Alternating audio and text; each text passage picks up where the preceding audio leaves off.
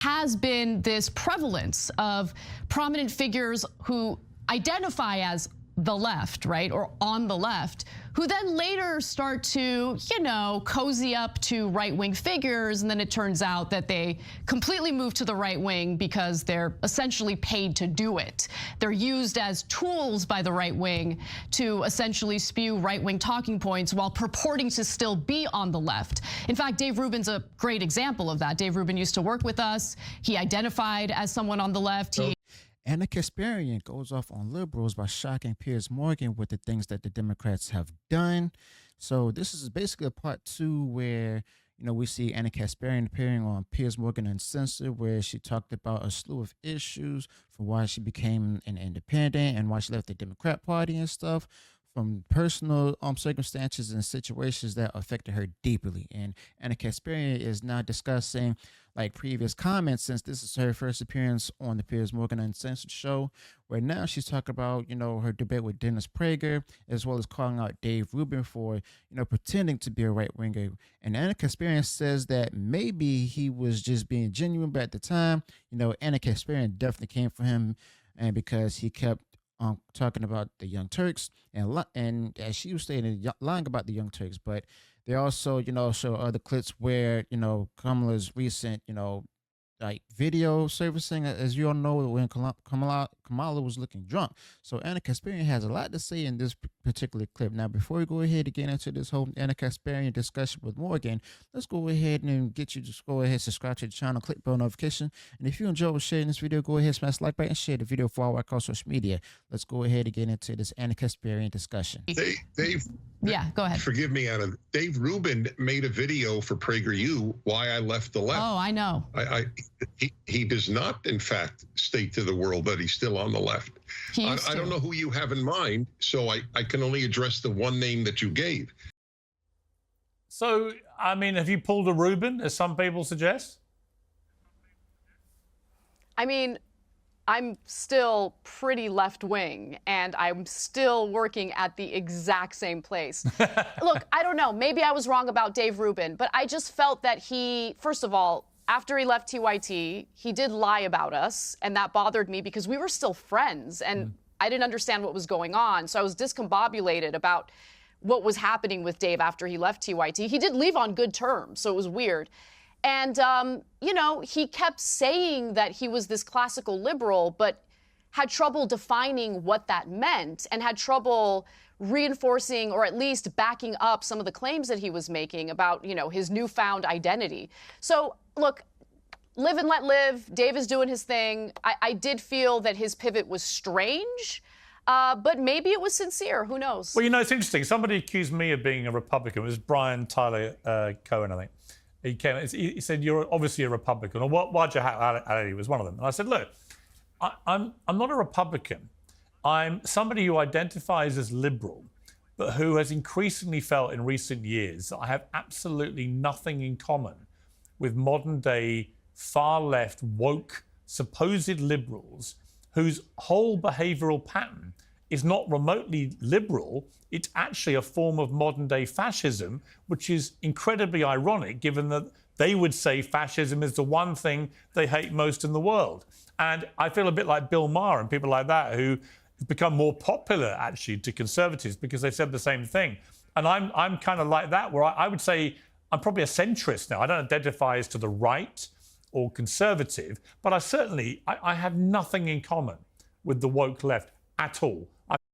Here's the thing, though. Like, people like Brian Tyler Cohen will go ahead and call people like, Piers Morgan, possibly even Ana Kasparian now, that if they don't agree with the woke left and stuff, or the Democratic Party's, platform, if they go center and stuff, they could automatically call them, right-wing Republican / conservatives and everything, because the fact of the matter is they call them every istophobe in the book when it comes to simply disagreeing with them, and like a simple disagreement and stuff, and stating that, hey, we got a problem with this particular thing for the party and everything, or with the ideology. That's when they go ahead and hurl every istophobe name in the book to them, and all, as well as act violently toward them. And this is why people are leaving the left and stuff, like Ana Kasparian, because of the simple fact that, when you have a simple disagreement, or you're trying to address the problem that needs to be solved that's within the party or the ideology itself, all of a sudden they go ahead and get up against you harshly and stuff. And then that's when they push, well, they may not be pushing you away per se, but they convinced you that you should not be a part of that, ideology or even the party itself, because, they are miserable. And that's where it stems from. Mental health is a crazy thing, and it's not being addressed in this nation.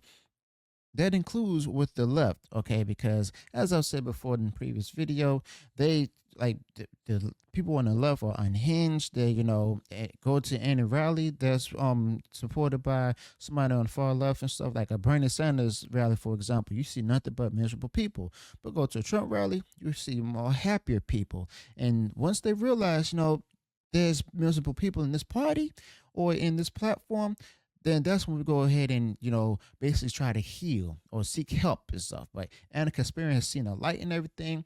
As you all know, Ana Kasparian is still considered as on the left when it comes to policy, but she's going to be an independent and political party platforms and all. So let's go ahead and get back into this, Ana Kasparian discussion, because this is actually pretty interesting, because the simple fact of the matter is that just because you have a disagreement doesn't mean that you're a part of the opposition. I mean, you can still be a part of the same ideology, but it's just that you admitting that there's some things we need to correct. But the thing is, the left don't want to correct their problems. So let's go ahead and see what more that Ana Kasparian has to say. I find them preposterous people. Yeah, I think a lot of people feel that way. I probably feel similar to you to some extent, maybe not as extreme. I don't refer to myself as a centrist per se, but I definitely feel far more independent now than I ever have in my life. Because you're right. I mean, you do look at the two political parties, dominant political parties in the United States, and I used to identify so strongly with what the Democratic Party represented, but as they have kind of devolved further and further down this like rabbit hole of maximalist policies for like very specific groups of people, and that's the other thing. I'm just so tired of constantly focusing on how our identities or our race, our gender, our sexual orientation, how different that makes us from one another. No, you're a working class American.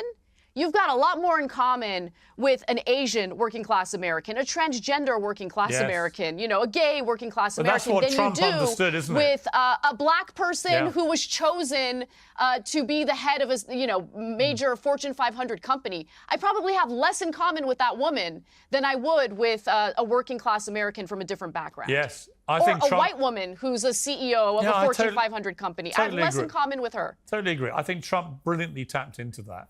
I think he recognized that. And the fact that so many Black Americans, Latino Americans, Jewish Americans, Muslim Americans, white Americans, the fact they all turned out to vote for him in such big numbers shows that he managed to smash through all the ethnicity and religious divides and everything else.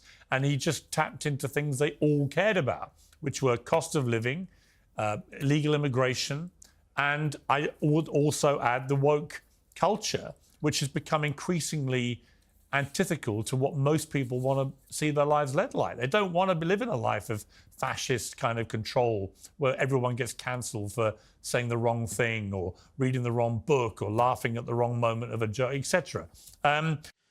That's amazing right there, because that's basically what I've been saying the whole time. Now, Ana Kasparian is finally seeing a light where it comes to like the left and woke identity politics, that the left only wants to control people to have them to submit to the whole ideology of identity politics. Now, it doesn't, like, if you're a man or woman, you have some things in common, but you're still different. Okay, you have more differences than things you have in common. And the fact of the matter is, be able to rejoice with one another with the things you have in common with. And that's the thing that, Trump convinced voters with, because, the cost of living was high. People seeing how Trump was when it comes with the cost of living. Things were much better. People were taking home more money. You didn't have to worry about the whole woke identity politics stuff, at least up until 2020 and stuff, with what they call the summer of love, with the whole, Black Lives Matter and defund the police incidents and stuff and the protests. And the fact of the matter is, people got sick and tired of that. They got tired of the whole emotional drivel and stuff that was caused by the left. And the fact of the matter is, now they're saying that thanks to that, the economy is worse.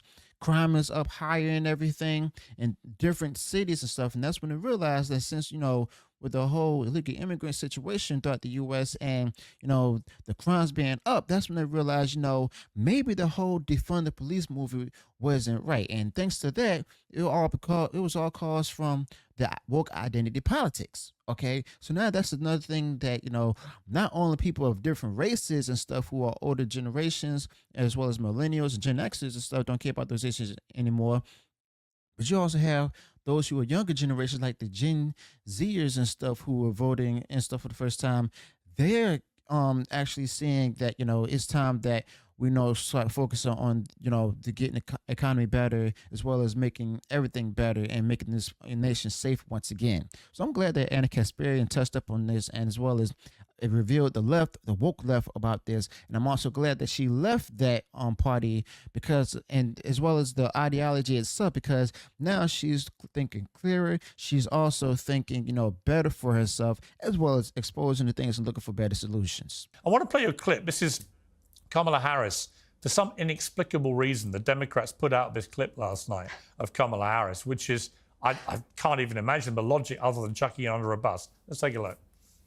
I just have to remind you, don't you ever let anybody take your power from you. You have the same power that you did before November 5th. And you have the same purpose that you did. And you have the same ability to engage and inspire. So don't ever let anybody or any circumstance take your power from you. I mean, she just looked like a broken woman to me. This was the woman who was selling us joy, who looked utterly miserable, still talking in a kind of generalized word salad way, and also and talking nonsense. Because of course, the Democrats just took a massive drubbing, and it's on her watch. So of course they're all going to feel that not as confident and strong as they were before. They need a radical rethink, I think, the Democrats. But it was kind of sad, wasn't it, that video?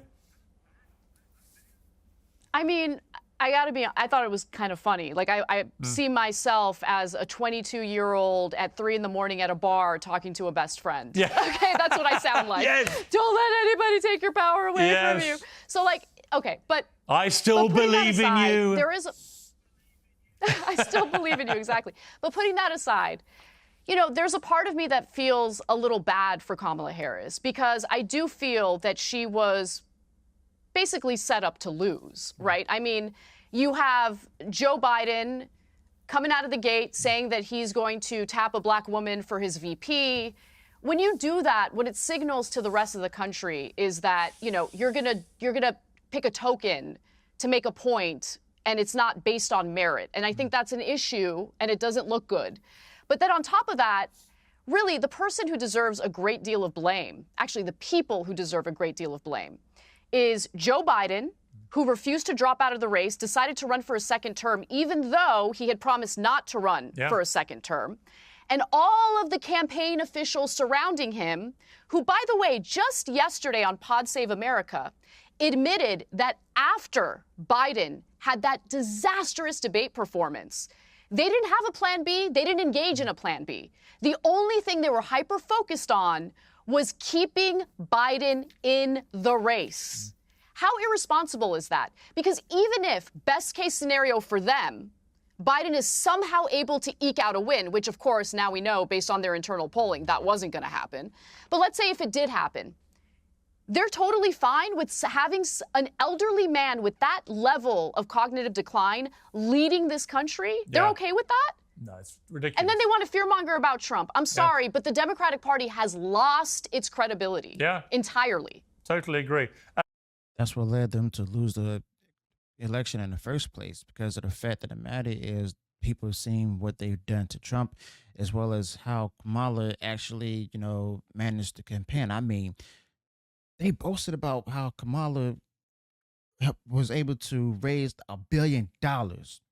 And yet at the end, after spending all the money, she had a $20 million debt, as you all know. That shows that, she's not able, if she's not able to manage those kind of finances from the campaign and everything, she can't handle, to be able to manage the economy of the country itself.